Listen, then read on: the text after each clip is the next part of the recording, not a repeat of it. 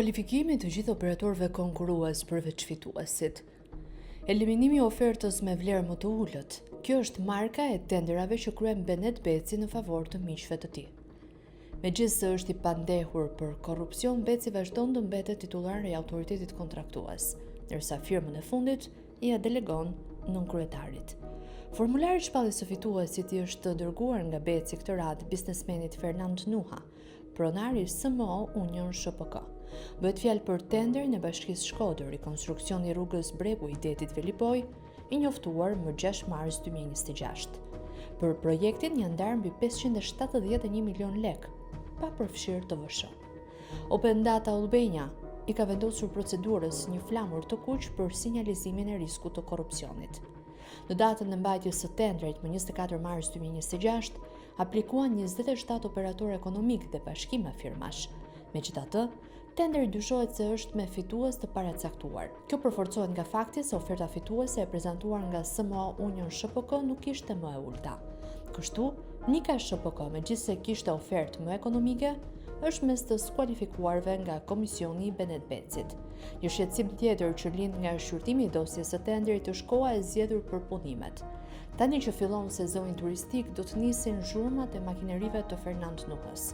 Punimet mund të ishin kryer në dimër, pasi edhe buxheti ka qenë gati qysh në fillim të vitit të kaluar. Rruga apo shëndetoria Bregu i Detit shtrihet në një gjatësi prej 1.2 km përgjatë plazhit.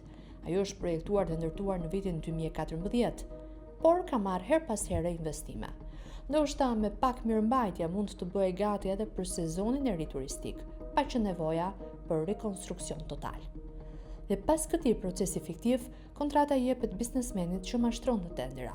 Fernand Nuha është mashtrues dhe keq informon me të dhënat që paraqiten nëpër tendera, sipas Agjencisë së Prokurimit Publik. Më 19 shtator 2024, APP ka përfunduar procedimin administrativ për përjashtimin e operatorit ekonomik SMO Union SHPK, nga e drejta për të fituar kontrata publike. Motivacioni është keq informimi për qëllim me kualifikimin në dy tendera: sistemim asfaltimi rrugës Bregu i Lumit fshati Gram, njësi administrative Thuman Kruj me fond limit 270 milion lek dhe sistemim asfaltimi rrugës Kodër Bupq, njësi administrative Bupq Kruj me fond limit 32 milion lek pa TVSH, zhvilluar nga Bashkia Kruj. Me vendimin e mësipërm, APP ka vendosur të përjashtojë operatorin ekonomik SMO Union SHPK për 15 muaj. E megjithatë, kjo nuk është pengesë për Fernand Nuhën. Në këtë histori nuk ka asgjë të rastësishme. Nuha është klient i vjetër i Benet Becit, po ashtu i institucioneve të varura direkt nga kryeministri Rama.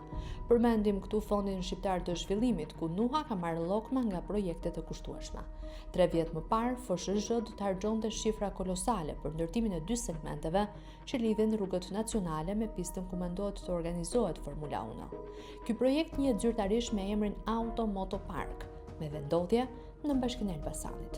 Konkretisht është prokurimi me objekt ngritja e infrastrukturës mbështetëse në funksion të kompleksit multifunksional për zhvillimin e sektorëve të ndryshëm të motorizmit. Auto Moto Park në Bashkinë e Elbasan loti 1. Rrugët e aksesit, rruga Nezir Muzhashi, segmenti i parë, dhe rruga Zia Luniku, segmenti i dytë. Fondi limit i tij ishte 5.5 miliard lek të reja pa TVSH ose rreth 6.5 miliard lek të vjetra me TVSH. Sipas dokumenteve fitues është shpallur një bashkim me operatorëve SMO Union në pronësi të Fernand Nuhës dhe blerimi dhe SMO Vataksi. Mëtej, siç ndodh në shumicën e rasteve, pas çdo ide ekstravagante të kryeministrit, vjen Dritan Agolli, i Fondit Shqiptar të Zhvillimit, që e vën në jetë. Kështu, në kryeqytetin e varfërisë në Bulqiz do të hidhen 2.7 miliard lek për një park retro në gërmadat e ish divizionit të ushtrisë. Ndërkohë që njerëzit do të çuditen dhe diskutojnë në jehonën e këtij super projekti me rrugicat asfaltuara dhe lodra për fëmijë, Dritan Agolli ua kishte gjetur vendin parave. Bëhet fjalë për tenderin me objekt ndërtimi infrastrukturës së modeleve të integruara në zonat me potencial zhvillimi Bulqiz, parku tematik retro, Bulqiz, divizioni, loti 2, infrastruktura. Fondi limiti caktuar për këtë punë është 2.7 miliard lek pa TVSH, ndërsa procedura nisi më 4 korrik 2025. 2 javë më vonë u mbyll afati dhe u mësua se ishin 24 operatorë pjesëmarrës të interesuar për këtë projekt të kushtueshëm. Gjithsesi, fituesi ka qenë i paracaktuar. Prandaj, aplikimet e tyre janë thjesht për të zënë radhën tek Dritan Agolli për tenderat e tjerë. Më 6 gusht 2025, paratë janë dhënë kompanisë SMO Union SHPK, së pronarit Fernand Nuha, që ka afat 18 muaj të zbatoj projektin.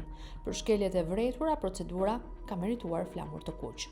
Por pa mbaruar punimet në Bulqiz, Nuha me rrugën e plazhit të Velipojës. Beci është i pandehur nga SPAK për korrupsion në tendera, kështu që i ka dalë frika dhe nuk bën asnjë verifikim për kapacitetet e kompanisë fituese.